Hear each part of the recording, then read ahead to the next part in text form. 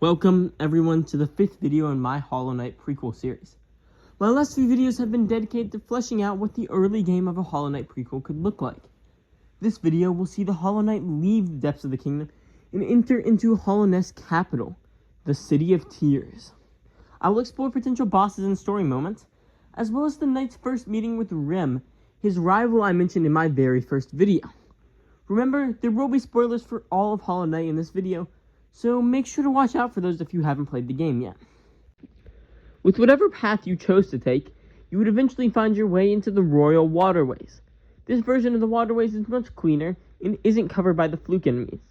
Instead, it's filled with the royal enemies, white enemies who could have many different versions, such as walking ones, flying ones, and shielded ones, among other types.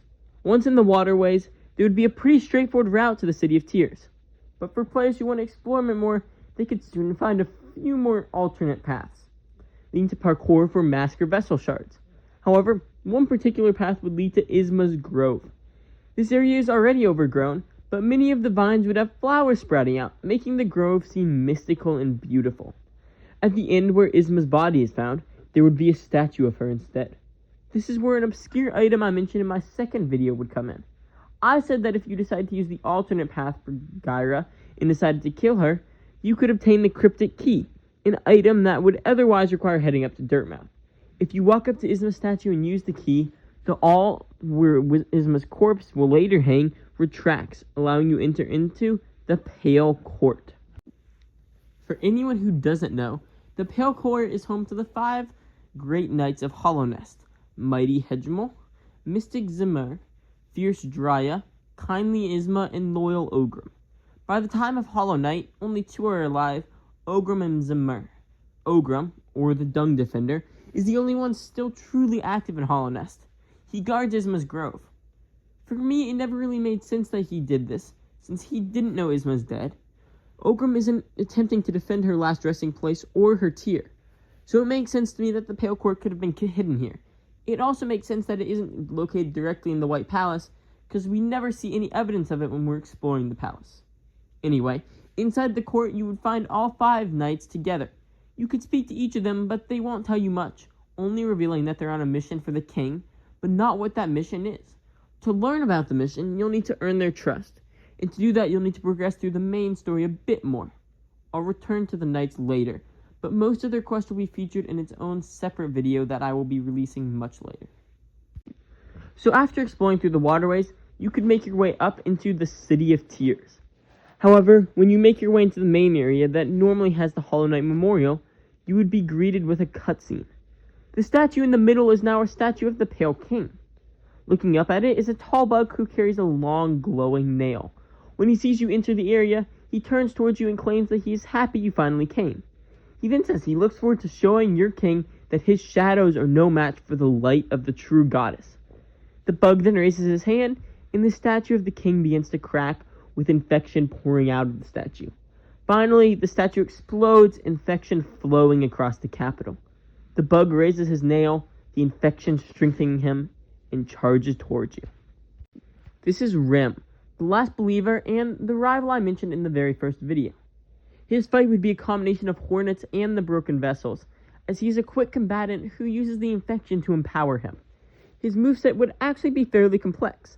He would have a normal nail slash forward, but then would have 2 follow-up options: a second nail slash, or a move where he raises a hand up and infection surges in front of him to create a small pillar.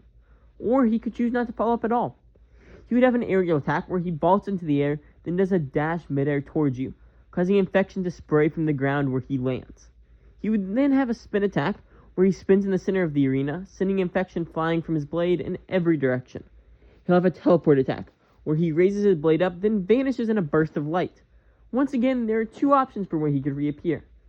Behind you like the Hive Knight with a nail slash, or he can appear in the sky and plummet down to try and strike you from above.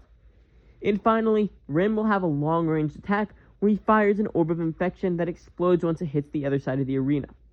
A difficult fight, but the Hollow Knight manages to prevail, forcing Rem to abandon his plan for the City of Tears. Before he leaves, Rem calls out to you, saying that it does not matter that you have won this time, for Hollownest shall still fall once he reaches its peak.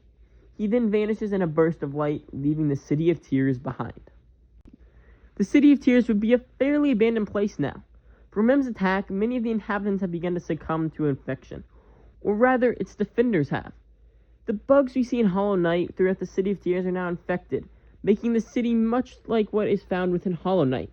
The main difference is that there are still bugs inhabiting the city, such as the royalty of Hollow Nest and many vendors. And one of these vendors would be a familiar face, the Nailsmith. The Nailsmith would be found where he normally is, since he cares too much about his craft to ever leave. The nail the Hollow Knight wields is known as the Royal Nail, a nail forged by the Pale King's Nailsmith. At this time, the current Nailsmith here is unable to create anything close to the pure nail. Instead, for the fee of a bit of geo, he'd enhance it slightly, granting it a sharper edge. To continue to upgrade the Royal Nail, you would need to find nailsmiths instead of pale ore. There would be forest nailsmiths throughout the world who would each add their own enhancements to the nail. I'll go over each of these once the knight reaches the region they're located in. The nailsmith isn't the only familiar face that can be found. Within the main tower, you would be able to find Sly, the great nail sage. At this point, Sly has begun his journey into becoming a merchant. He would currently be attempting to purchase a shop to start his business in. This shop would, in fact, be the same one that Lim will eventually take up residence in. In fact, you could find Lim outside the shop selling his maps. Lim remarked that he wonders who taught the nail sage his mastery of the nail. And as always, he'll give small hints in exchange for relics. He'll tell you that there's activity in the highest point of the spire overseen by Lurian the Watcher. Lim will point you towards the nailsmith by informing you that there's a bug that refuses to speak to anyone unless they carry a nail in need of fixing. And he'll tell you that bugs that look like you have started showing up all around the Sanctum in the City of Tears. Each of the rumors are, as always, important points of interest that you should check out while in the city. Heading up to the top of Watcher Spire would actually be fairly difficult. As I mentioned before, most of the royalty is still alive, and as such won't be charging into you. Instead, there will be guards in the form of miniature Watcher Knights. These will be normal enemies that come in several forms. First, the ones without weapons that will roll or jump towards you. Then there will be ones with swords and shields that act like the shielded husks in Crossroads. When you make your way up to the top of the spire, you would find Lurian talking to a large bug in red clothing, the owner of the Tower of Love, who I talked about in great detail last video. When you speak to him, he'll thank you for helping his partner within the Tower of Love, which he knows about due to the strange mental connection him and his partner have. He explained that he's taken a break from hunting grubs to help the Watcher set up a hive mind between his guards, the Watcher Knights. However, he's happy you have agreed to take up the job in his place. Further exploration of the tower would yield many things: grubs, mask shards, and a brand new minor blessing. Or rather, the blessing itself would be located just outside the spire. By heading into the hut where you normally find the gorgeous husk, you could find a miniature spire filled with aggressive, gluttonous husks. Upon making your way to the top, you can talk to the gorgeous husk, who, instead of being angry that you killed his followers, offers you his help in exchange for the geo you took from them. Surrendering 1,000 geo will grant you the Golden Heart, a blessing that acts like unbreakable greed by increasing the amount of geo you get each time you kill something. That's not the only blessing to be found in City. If you head up to the City storeroom stag, it will already be built. And if you talk to Sly when he was outside Lim's shop, he'll be waiting there for a stag. Talking to him again will reveal that the owner refused to sell his shop, even when Sly threatened to reveal his skills as a nail master. As a result, Sly will be extending his journey throughout the kingdom as he searches for more geo. Sly will also be willing to sell 2 blessings to you, since he will no longer need them once he has his shop. The blessings are known as Major Trade and Minor Trade, and allows for some interesting customization. Major Trade is a major blessing, and equipping it grants you 2 extra minor blessing slots in exchange for taking up the only major blessing slot. Minor Trade is a minor blessing, and does the exact opposite. It blocks both slots for minor blessings, but grants you an extra slot for a major blessing. These would be available anytime you talk to Sly, as he will be a nomadic merchant who appears in different areas at different times. There was one final hint Lim offered, and it led you to the Soul Sanctum. Heading through there, the place should be filled with strange creatures known as soul siblings. These are like the siblings found in the Abyss, but are built out of pure soul instead. As such, they would move very fast, but once defeated grant a large amount of soul. There would also be failed knights, creatures that look like vessels but can't walk.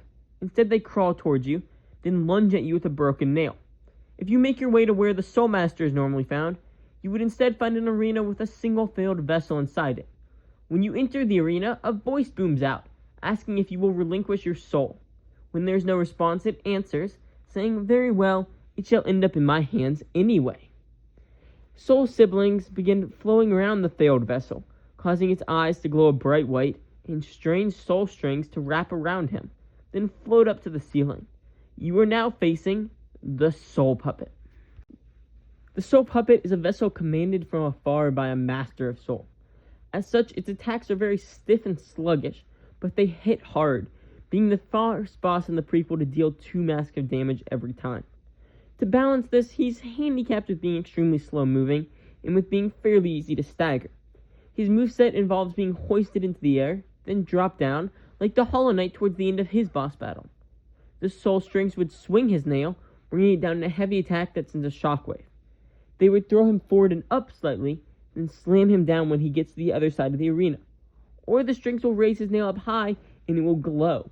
Then he'll bring it down and send a bright slash through the air, like Trader Lord's wind scythes. As I mentioned, the puppet would be easy to stagger. After each stagger, more soul is poured into his body, and there's a small time frame where soul orbs would spawn around him and shoot towards you. Attacking the soul puppet would deal a normal amount of damage. However, attacking the strings above his head will deal double damage to him, though there's no easy way to tell this. If you choose this route, there won't be any staggers, but instead the strings would break, which is really the only way to tell progression. After defeating Soul Puppet, you could head through the tunnels to find plenty of Geo and even a grub. Or you could head up the tower to find the puppeteer behind the puppet, a young soul master. If you talk to him, he'll express anger that you destroyed his experiment, but also curiosity as to what you are. Realizing you are some kind of servant to the king, the soul master will offer you a new weapon in exchange for your silence about his experiments. The Abyssal Dagger, or rather daggers. These are the daggers seen in the pure vessel fight, and would act just like that. How they work is they launch in whatever direction you're looking at. If you're looking up, they fire up. If you look straight, they fire straight, and if you're in the air and looking down, they fire down. The daggers break once they hit an enemy, and up close can act like a shotgun, dealing ridiculous damage. These would be the last major item that could be attained from the City of Tears, at least at this point. There would be multiple routes out of City, some requiring daggers and some requiring both movement upgrades. However, the main story one is the entrance to Crossroads, which will allow the Hollow Knight to obtain his next major objective. That's everything I have to show off in this video. I hope you enjoyed this version of the City of Tears, especially the boss battle with Rim.